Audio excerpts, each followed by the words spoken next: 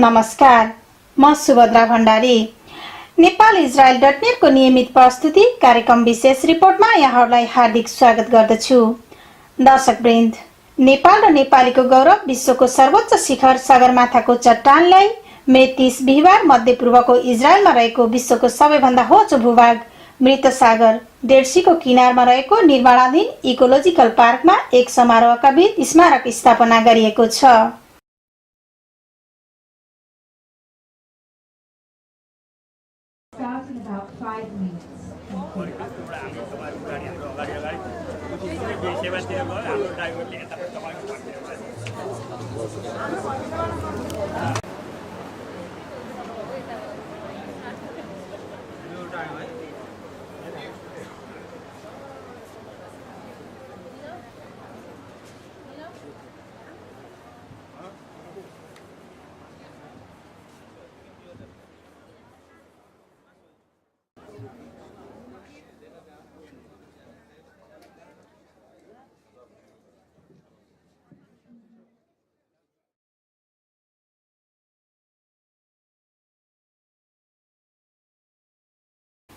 कार्यक्रममा इजरायलका लागि नेपाली राजदूत महामहिम प्रहलाद कुमार प्रसाई, इजरायल सरकारका तर्फबाट पर्यटन मन्त्री उजी लिन्डाओ, मृत सागर क्षेत्रका मेयर डभ लिटभिनोभद्वारा संयुक्त रूपमा स्मारिकाको अनावरण गरिएको थियो।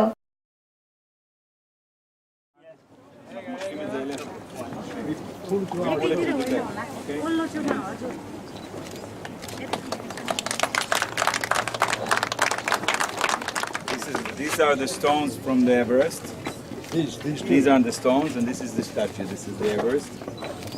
And on the Dead Sea, we have the shape of the Dead Sea. Jojo, you can explain a little bit of what you did here. Mr. Ambassador, I hope you like this shape of the Everest. Yes. Because this stone is from the Everest, and this is what I can say. I hope it will make the work. The same, you can see the Everest through the shape of the Dead Sea. Through the shape of the Dead Yes. And here you can see the Dead Sea through the shape of the Mount Everest and Jordan. Thank you. Thank you very much. בוא נעשה תמונה פה.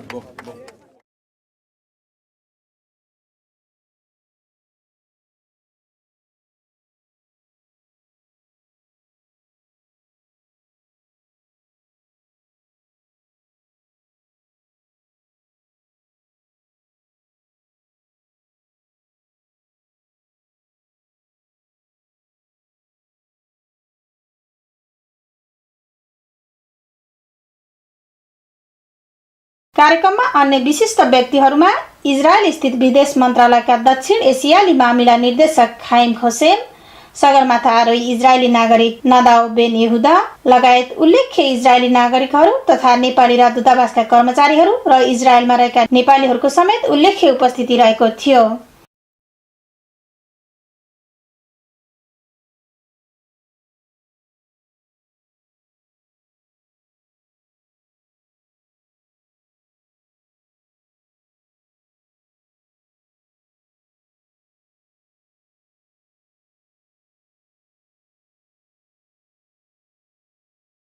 समारोहलाई सम्बोधन गर्दै dead C क्षेत्रका mayor dove लिटभिनोभले यो कार्यले दुवै देशको पर्यटन प्रवर्धनमा महत्त्वपूर्ण योगदान पुर्याउने विचार व्यक्त गर्नुभएको थियो।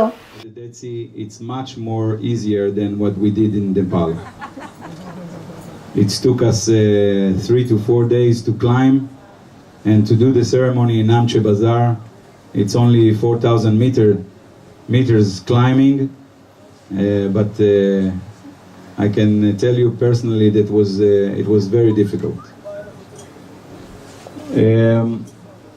For us, of course, it's an opportunity not only to strengthen the boundaries between Nepal and Israel, the friendship between the Nepalian people and the Israeli people, the state of Israel. It's also an opportunity for promoting tourism in these two countries. I don't know if you know, but about 9,000 to 10,000 youngsters of Israelis are visiting Nepal every year, climbing hiking, climbing the Everest, climbing the Annapurna, and all the beautiful places in Nepal. And hopefully the same amount of people will come from Nepal to Israel. Also students from Nepal are visiting here to Israel, are studying in Israel, are working in Israel in agriculture, in other things in Israel. So the friendship is very strong. But for us, it's not only this. For us, the opportunity is also to raising the problem and the issue of the Dead Sea. I don't know if you know that the Mount Everest is raising by 1 centimeter. उहाँले स्मारक राखिएको स्थलको महत्त्वको बारे चर्चा गर्दै so स्थलसँगै छिमेकी राष्ट्र जोर्डनसम्म जोड्ने लक्ष्यका साथ पीस रोडको स्थापना गरिँदै गरेकाले उक्त स्थल एउटा चौबाटोको रूपमा रहने बताउँदै त्यस क्षेत्रमा पर्यटकहरूको राम्रो जमघट हुने बताउनुभयो। उहाँले विश्वको सर्वोच्च शिखर सगरमाथा र विश्वको सबैभन्दा होचो भाग मृत सागर हाल पर्यावरणीय परिवर्तनका कारण उच्च जोखिममा रहेको बताउँदै दुवै देश मिलेर त्यसको सामना गर्नुपर्ने आवश्यकता औल्याउनु भएको थियो। त्यसैगरी विदेश मन्त्रालयका दक्षिण एसियाली मामिला निर्देशक खाइम खोसेमले नेपाल अत्यन्तै कठिन स्थितिबाट गुज्रिरहेकोमा हाल बिस्तारै सुधार हुँदै गइरहेको बताउँदै सन् 1960 को दशकपछिका थोरै मित्रहरूमध्ये नेपाल एउटा अत्यन्तै असल मित्र भएकोले भविष्यका दिनहरूमा इजरायल सरकारले नेपालको विकासको लागि सक्दो सहयोग गर्ने विश्वास व्यक्त गर्नुभयो। To many other countries about the high level of Israeli culture. The students from Nepal and other Southeast Asian countries were mentioned before.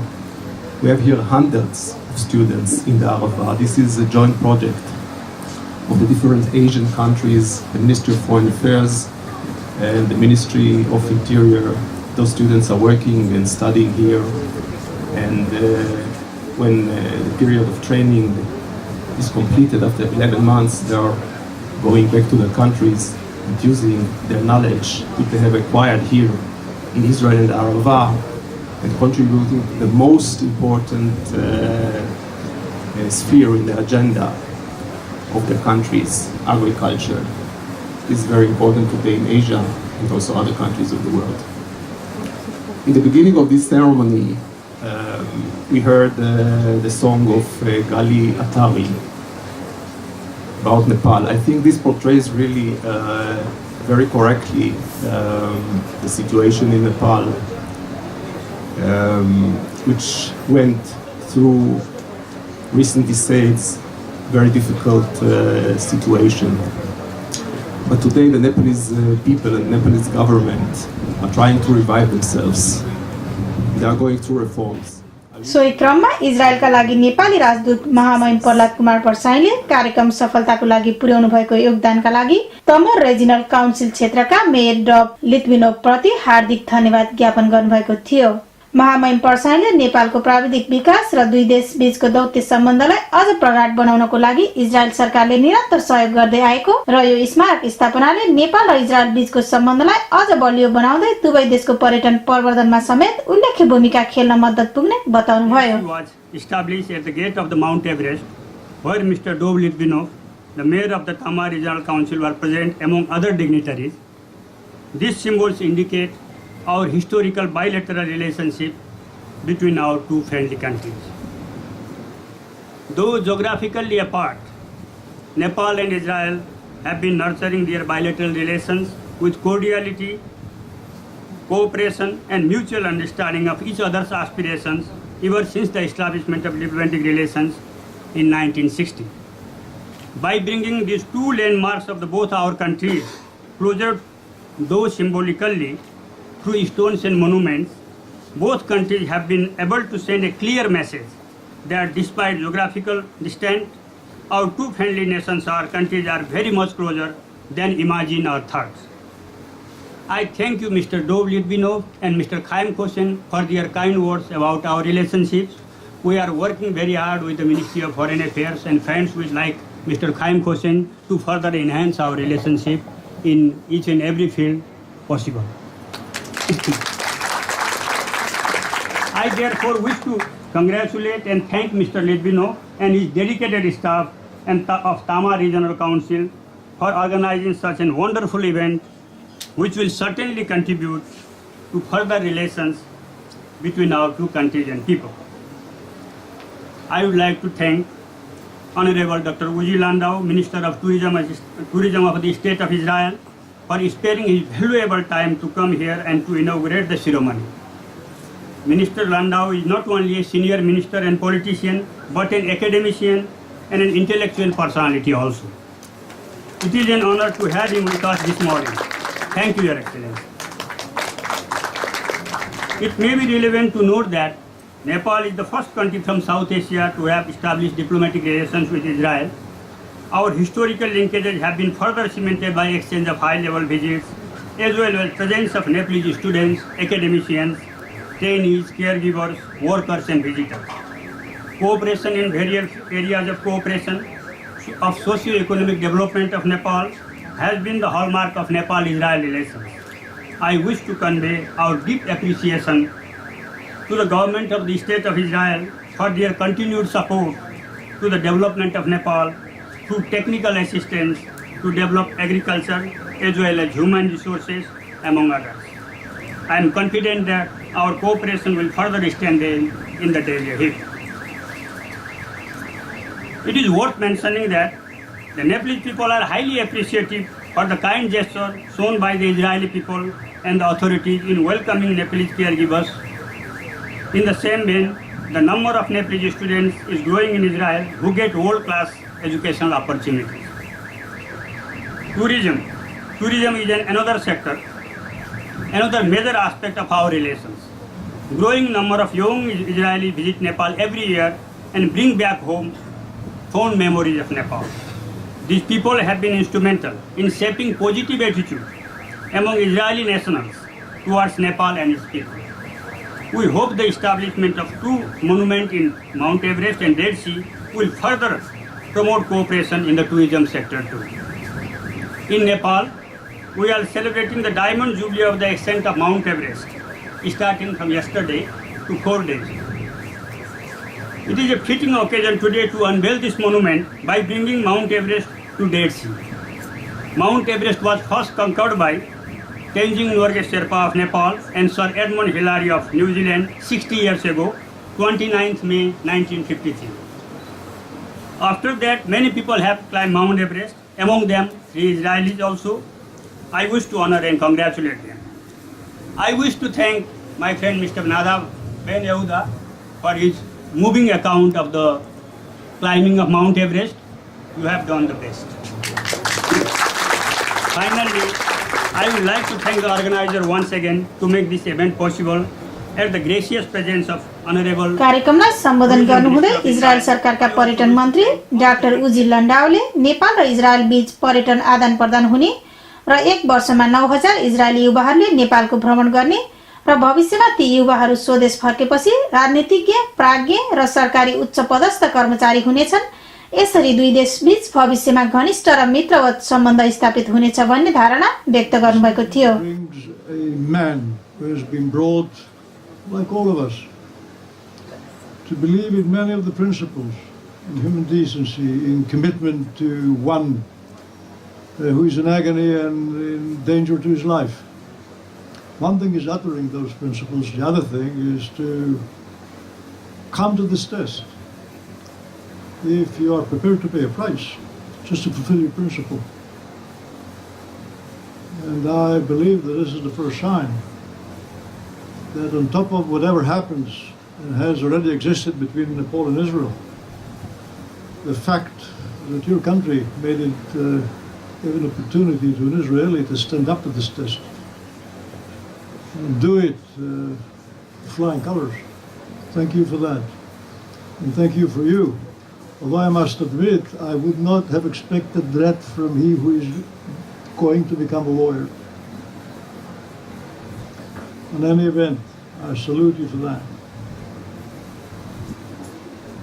And Mr. Ambassador, it's not just a mere coincidence that quite a large number of Israeli youngsters,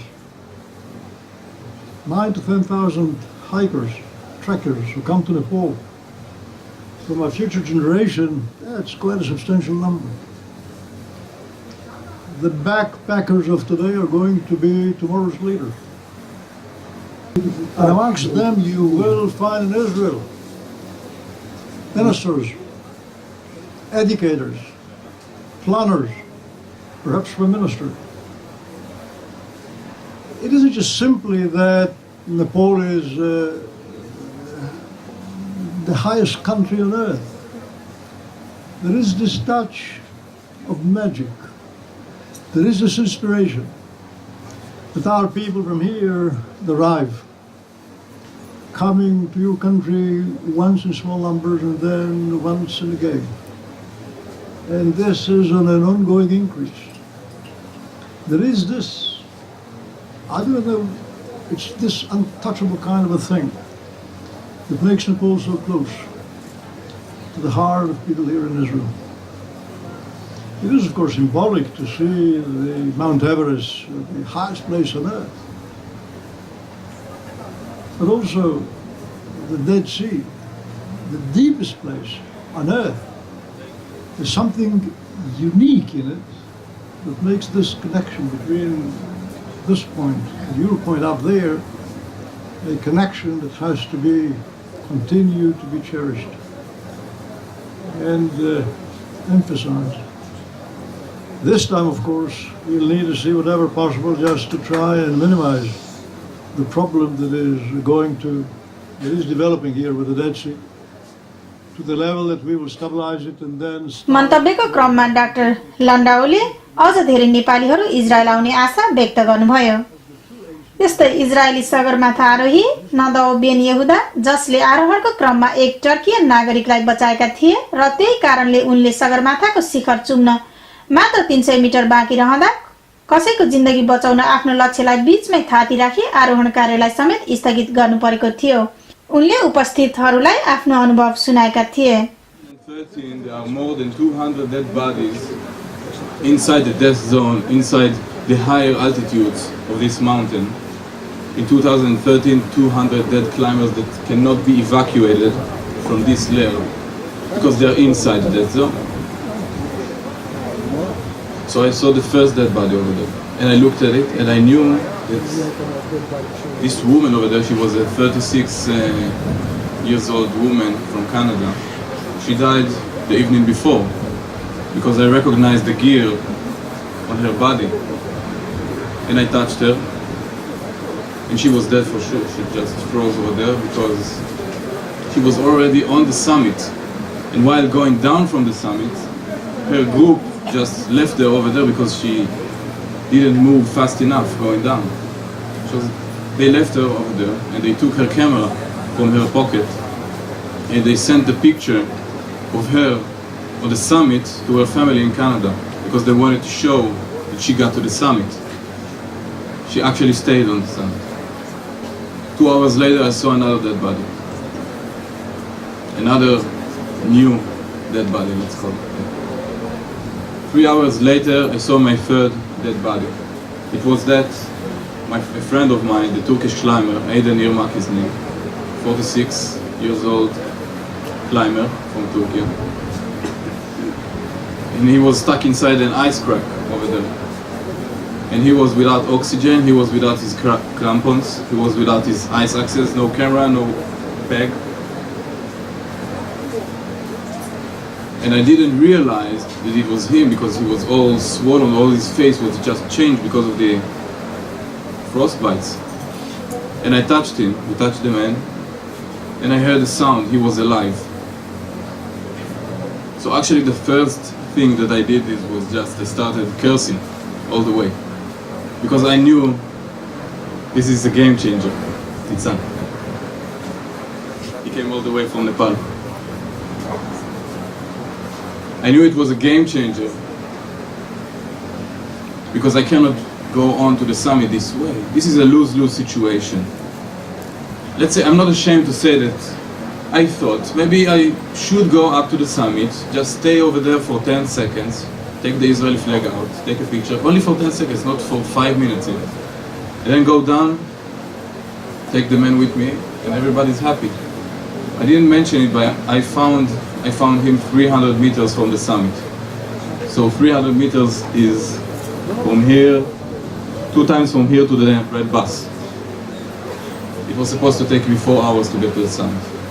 So this is a lose-lose situation, because if I go up to the summit, the person's life will be lost, for sure. And if I'll go down with him, not only do I lose my summit, I might even lose my chance of going back home at all. So I attached the man to my harness and we started the descent. During the descent, I lost my oxygen mask too. And it's not like when you are diving, your oxygen... Nepal र Israel बीचको दौत्य सम्बन्ध एवं पर्यटन प्रवर्धन सम्बन्धी क्रियाकलापहरूलाई थप विस्तार गर्न विश्वको सर्वोच्च शिखर सगरमाथा क्षेत्रमा इजरायलले पनि यसअघि नै मृत सागरको चट्टान लागेर स्मारक निर्माण गरिसकेको छ। संसारको सबैभन्दा अग्लो भूभाग सोलुखुम्बुको नाम्चे मेन्डलफु स्थित सगरमाथा राष्ट्रिय निकुञ्जको मुख्य कार्यालयबाट करिब 100 मिटर पूर्वतर्फ सर्वोच्च शिखर सगरमाथा हिमालको दृश्यावलोकन गर्न सकिने गरी इजरायलले स्मारक निर्माण गरेको छ। समुद्री सतहदेखि 8848 मिटर अग्लो सगरमाथा र समुद्री सतहदेखि करिब 422 मिटर गहिराइमा रहेको मृत सागर, यी क्षेत्रहरूमा स्मारक निर्माण भइसकेपछि ती क्षेत्रहरूमा पुग्ने लाखौं पर्यटकहरूले दुवै असाधारण भूभागहरूको चट्टानद्वारा निर्मित स्मारिकाको अवलोकन गर्ने र यसले दुवै देशको पर्यटन प्रवर्धनको क्षेत्रमा उल्लेख्य टेवा पुग्ने अपेक्षा गरिएको छ। यहाँबाट हेर्यो भने पर डेड सी देखिन्छ। यस्तै गरेर डेड सीको यही आकारको मोनुमेन्ट नाम्चे बजारमा स्थापना गरिएको छ। डेड सीको आकार त्यस्तो उतै हेर्नुहोस्, एउटा लगेर नाम्चे बजारमा स्थापना गरेको त्यो डेड सीको नक्सा हो त्यो पल्ला। अनि त्यसबाट हेर्यो भने त्यहाँबाट हेर्यो भने माथि माउन्ट एभरेस्ट त्यो आर्टिस्टिक त्यो हिसाबले मिलाएर राखेको नाम्चे बजारमा।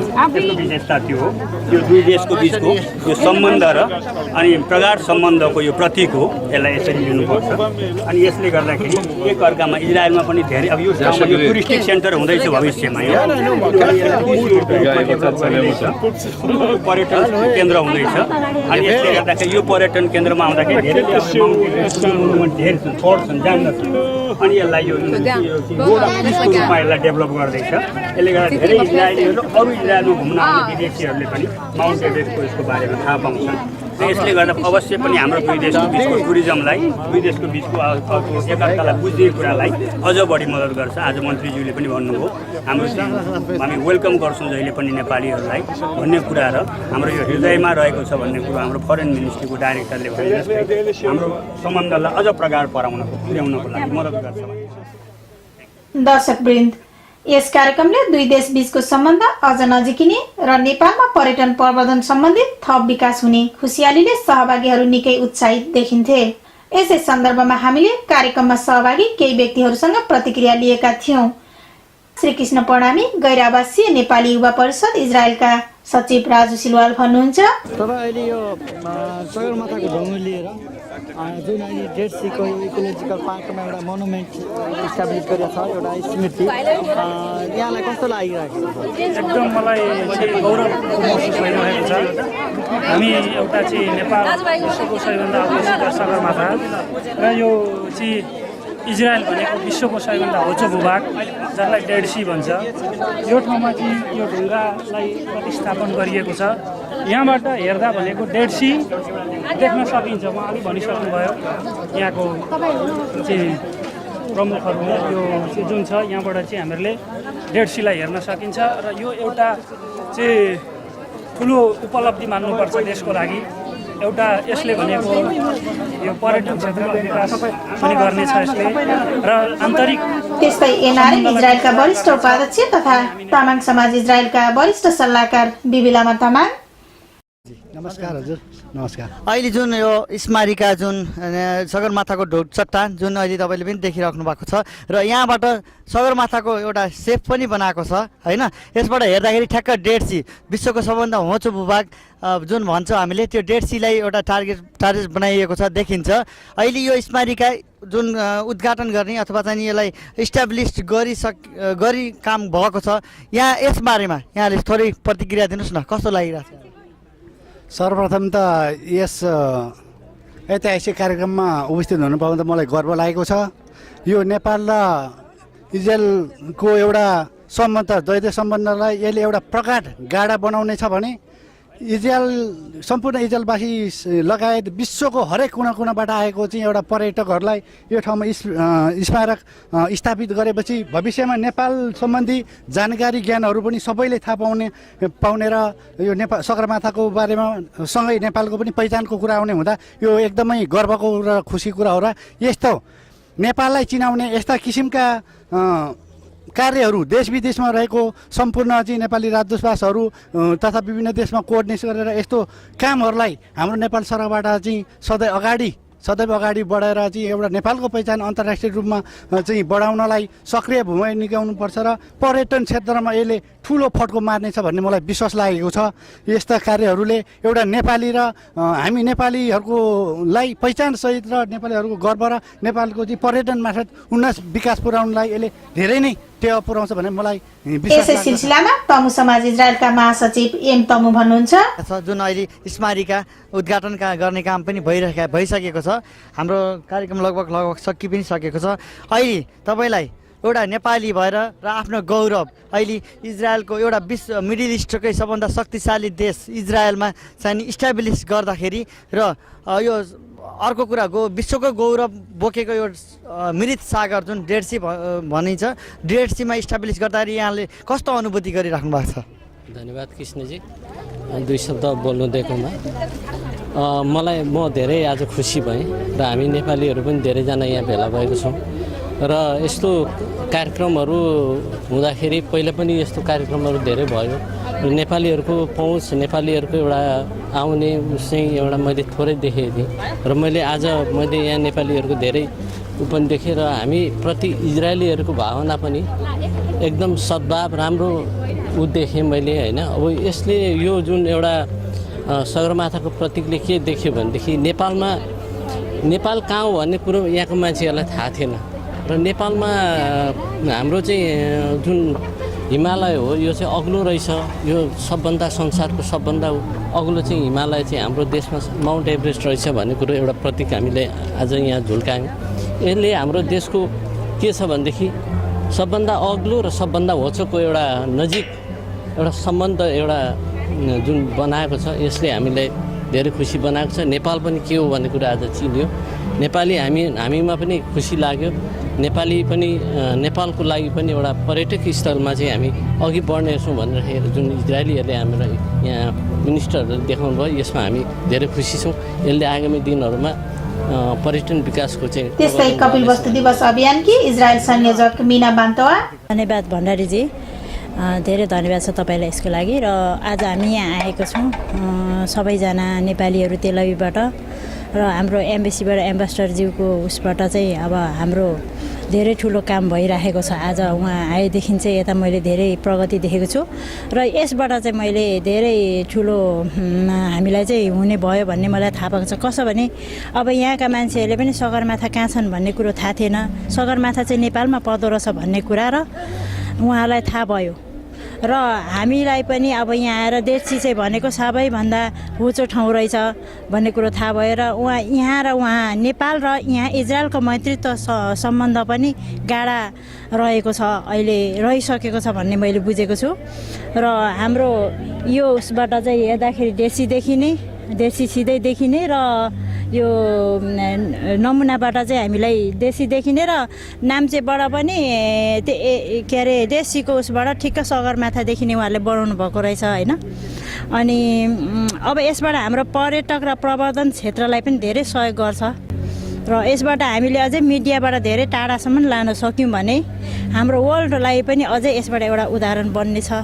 त्यसैगरी कार्यक्रमका सहभागी यहाँलाई तारा सेवाकोटी आफ्नो प्रतिक्रिया दिँदै सगरमाथाको रक लिएर चट्टान लिएर जुन मोनुमेन्ट यो स्मृति स्मारिका स्थापना गर्ने काम भएको छ होइन। यहाँलाई आफू नेपाली भएर अहिले जुन किसिमको अहिले हाम्रो गौरव सगरमाथाको ढुङ्गा यहाँ राख्यो यसबारेमा तपाईँलाई कस्तो लागिराखेको छ? एकदमै खुसी लागेको छ। यो हाम्रो नेपालीको गौरवको विषय हो।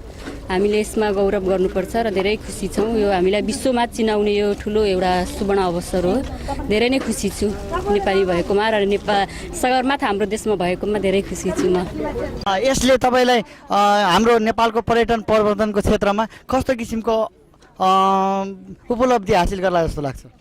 एकदमै यो अब राम्रो काम भएको छ। यसबाट विश्वले नेपाल कति पनि विश्वमा हाम्रो सगरमाथा नचिनिएको छ। यो पर्यटकहरू यहाँ आउने उहाँहरूले जान्नुहुनेछ हाम्रो देशमा सगरमाथा छ भन्ने कुरा र एकदमै यो हाम्रो देशलाई चिनाउने यो ठुलो राम्रो काम भएको छ जस्तो लाग्छ। कार्यक्रमको सुरुवातमा इजरायली कलाकारहरूले नेपालको बारेमा हिब्रू भाषामा रचिएको गीत प्रस्तुत गरेका थिए।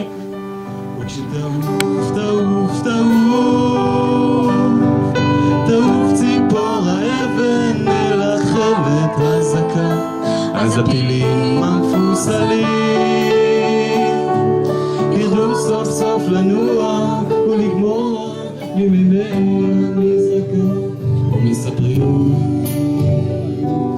זרע בהם הרשע ולא ישתלם הפשע ונקבל הרחוקה